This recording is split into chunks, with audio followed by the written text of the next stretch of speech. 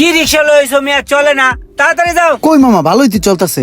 কি একটা ভেজাল, নিজের হুন্ডা থুইয়া রিক্সায় ঘুরতাছি আর রিক্সাওয়ালা লেট করতেছে।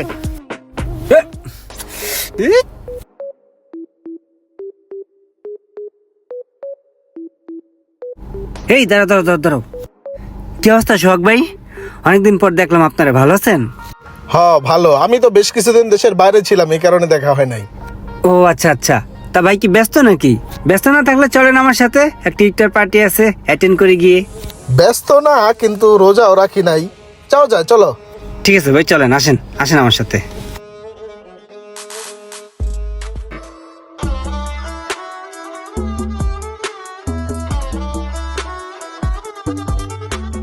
ভাই বাংলাদেশে যে আপনি বিদেশ গেছেন, আপনি খুবই ভালো একটা কাজ করছেন।